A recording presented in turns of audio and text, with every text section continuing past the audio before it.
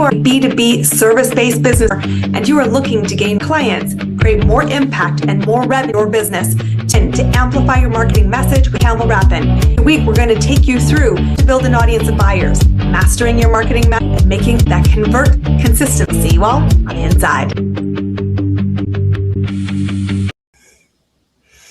Commanding a room is something everybody needs to learn to do, because whether you want to take a big stage in your business or command a conversation one-to-one, at the end of the day, we are all communicators working to move our influence with our clients of someday into, yes, it's the day. And so I could think of nobody more important that you guys should get to know if you don't already know her, because she is the lady who leads us to the Confidence Cocktail. Please welcome our guest today. This is Karen Laos. Karen, welcome to the show. I'm super excited to have you here today.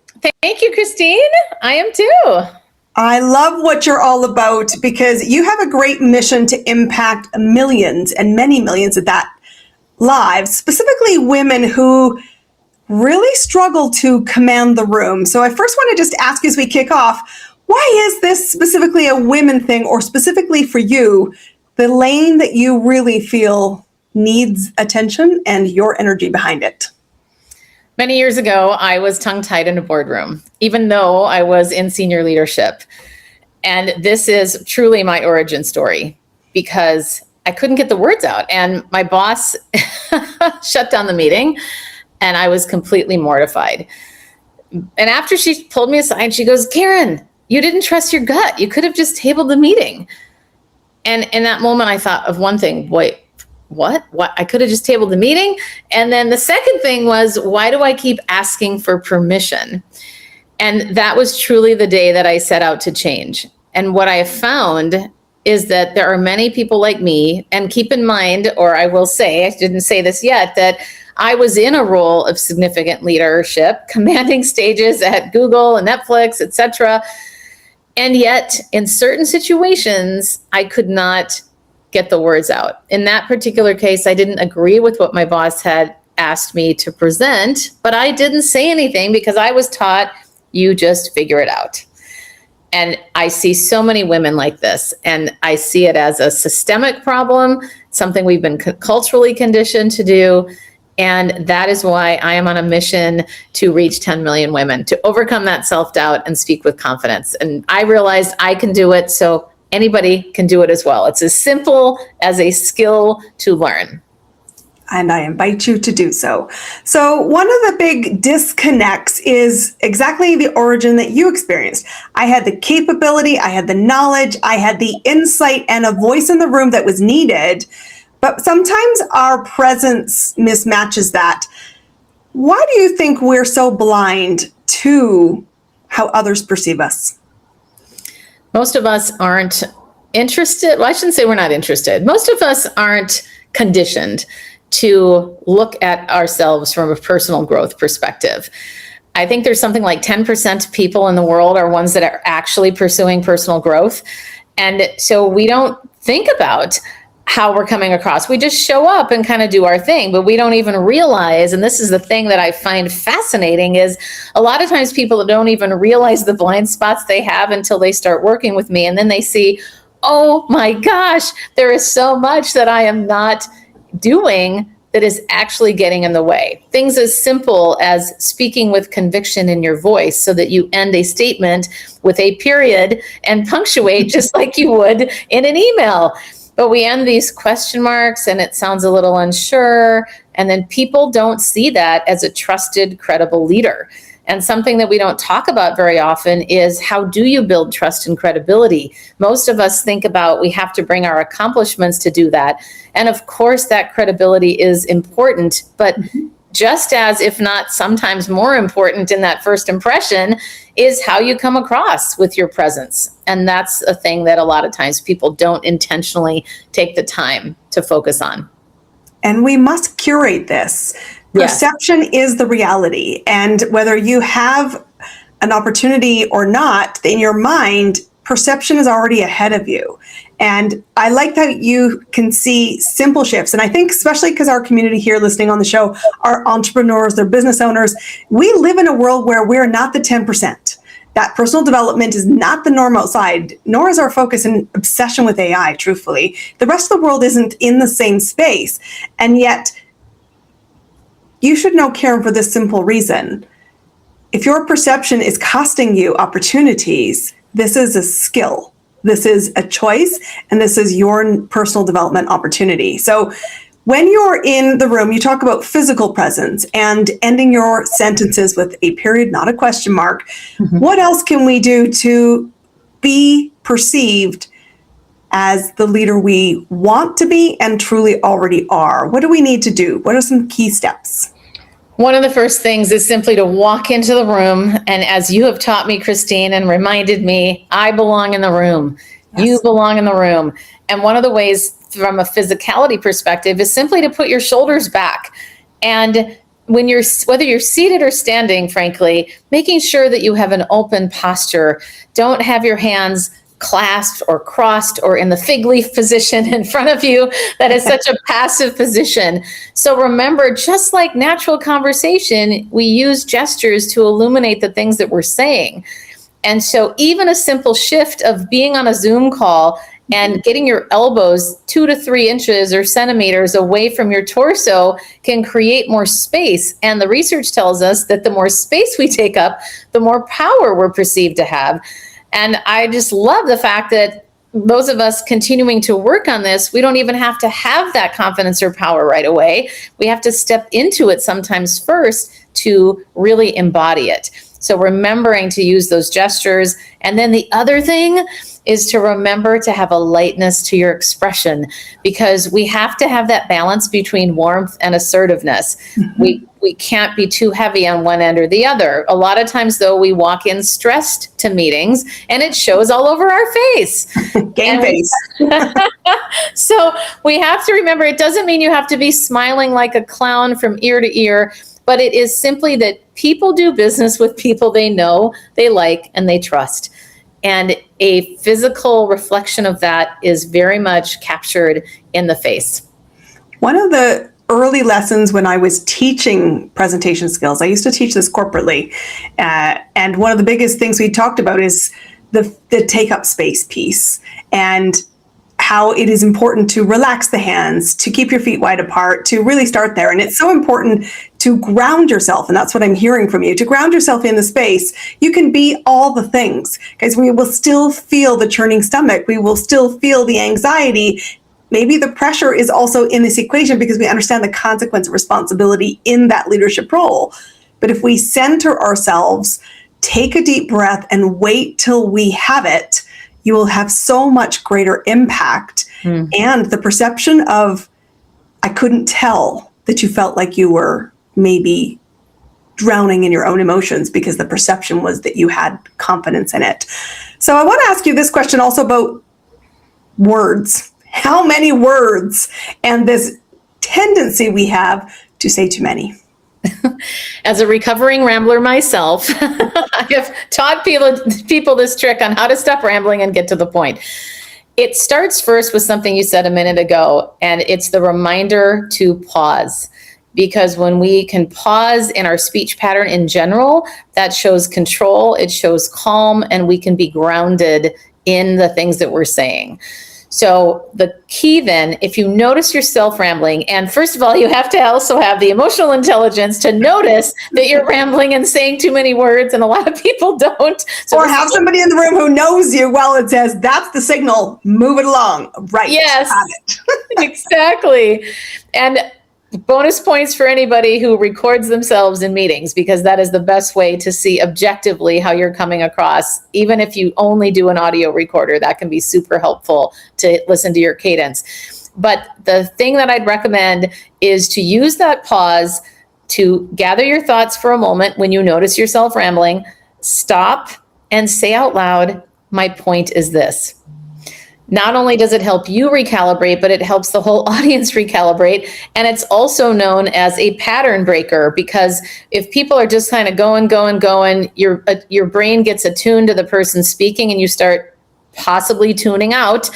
And so that pattern breaker is the thing that shakes somebody. And let's face it, we are living in this very low attention span economy right now. And so even if you weren't rambling, somebody might tune out. So saying, my point is this, brings the whole room back as well as you. And it's also directive in its nature, which means I have the leadership to give some value across the table. And I think that's a very great insight. So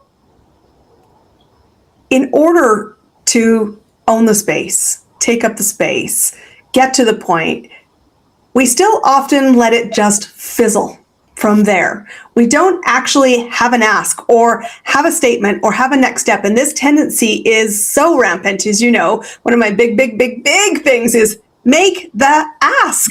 Like, it's remarkable what happens when you do that. And yet women, I think I would say conditioned from what you said earlier, is to not make the ask. But how can you encourage us, invite us to do that more often, first off, and more effectively? I have a formula called the confidence key, and it's 4 steps. Number 1 is as simple as figuring out what you want. Oh, the hard one. That's go right out of the gate heavy. I know that is a big message that you speak of too. So remembering we can't possibly get what we want if we don't know what it is. So you have to take time to reflect on what that really is. And sometimes it's as simple as putting your hand on your heart and taking a moment and asking yourself, what do I want? The second step is to actually face the doubt or the fears, acknowledge them. And one of the exercises that I really like is called a fear script. It is truly a script between you and fear. So you write down what is the thing that's being said in your negative self-talk or whatever it might be, and then just respond back to that and go back and forth and see what happens. And that acknowledgement can be very helpful. The third one is to prepare. People generally forget to prepare.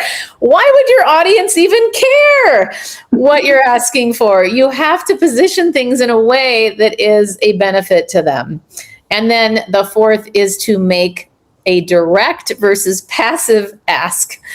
And I'll share a quick story here. When I trained a lot of sales teams, we would get them into pairs, and their only goal in 1 minute was to pitch the other person to buy their product or service. And I recorded all of these. And after we were all done, I had them raise their hand and asked, how many of you think you made a direct ask? The majority of them raised their hands, and then we watched them back. And we heard things like, well, if you're interested, let me know. Versus, are you interested? Would you like to take the next step? Are you open to hearing more about this? And that, to me, I always tell people, if you're going to start a sentence with if, and you think it's a direct ask, it's probably not. You've missed it. Yes. I think that we say that, this is where I know you and I have a lot of commonalities in the impact we want to make. I always think people think they've made offers, which is an ask at the simplest level. And I'm like, I will tell you, that's a passive aggressive, tucked in between 12 layers of something else. It was not clear. And if it's not clear, you can't have it. And I want to just back up a sec, because what we are also saying is you should be thinking, if you prepare in advance, what's the outcome you want? And some of those are going to be potentially, a stakeholder movement, but it can also be, I want to be perceived as a leader. I want to be perceived as capable. I want to have this kind of outcome, because you will find far more strategic outcomes of your conversations if you know where you're going and you plan, prepare, and then seek a feedback loop, which is, what did I ask you for? And you might find yourself with a shoe that drops and go, oh, missed this. But we hope you're not missing it, because it is truly a very big consequence. And so what are some of the consequences that you see that you are such on a mission to overturn? I'll give you one of mine that's very personal. When I was working in the corporate space, I was asked to be on the leadership team formally. And I said to my boss after a meeting, while she was sitting there writing notes, so everybody else is senior director and above. So what does that mean for me? And she said, oh, yeah, we'll figure that out. We'll figure that out. Okay. That's the way I asked her 3 months later as well. After a meeting, did not set up a time with her. Then 9 months later, I'm in my review and I'm expecting a promotion. She could tell on my face as the review has completed and I did not get a promotion that something was wrong. She goes, what's going on? I said, I thought I was getting promoted. I asked. She didn't even remember the conversation. Immediately, I said, okay, like I woke up in that moment. Rewind. I want to do this over. Okay, here's what I'm looking. Here's how promoting me will make a difference to how the company is delivering its service, etc., making more money. Like, again, always thinking about the benefit. I want this within 3 months. Here's what I'm looking for specifically. Will you support me? And if not, what is getting in my way? And what do I need to do differently to get there? But truthfully, I didn't even see my own worth at that time enough that I would set aside a separate meeting with her. So that's what I see a lot. I also see people that think if I keep doing my work head down, they're going to notice me. Oh, I see that one. I've had so many conversations when I was in corporate with peers and said, a great deliverable of your KPIs was the expectation. It doesn't make you exceptional. And they were like, but I'm like, and again, I've worked cross-culturally, internationally, and I was a Canadian who was working overseas in the UK at the time. And I said, guys, if you're not advocating and we have a US parent company, you will not get, because the standard is you have a job and you should be grateful. And that's always been a doused water for most women in their career. And I said a great work ethic and a high standard was the given. If you don't ask for additional, whether it's responsibility, exposure, and with a very clear, to your point, result-oriented outcome, it starts with you to make that a priority. And I also loved in your story, though, which was, will you support me to make this happen?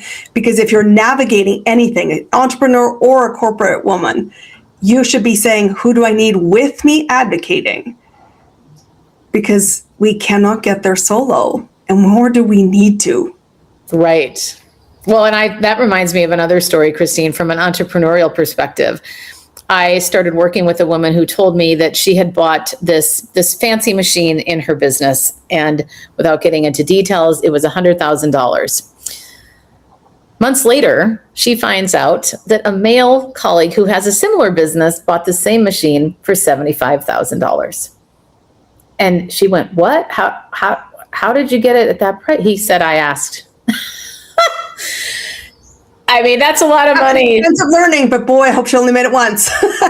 Exactly. Well, I'm grateful we got to work together after that. Yes. I hear you. So I love to ask all of my guests this because I think there's a fascinating diversity in the answers. And that just shows you there's not one way to win. There's your way to win. So what's working right now for you to make impact as a keynote speaker, as a business leader who's helping 1 million and soon to be 10 million women change the story about their confidence in a room? What's working right now in your business best? The practical application of what I teach. I have always been a no fluff, practical, roll up your sleeves person. And I don't talk about things conceptually. It's very practical. Immediately people can go, oh, I can do that. I can do that even on this call. I can do that when I step away. And that to me is the thing that sets me apart, that I continue to hear is a differentiator.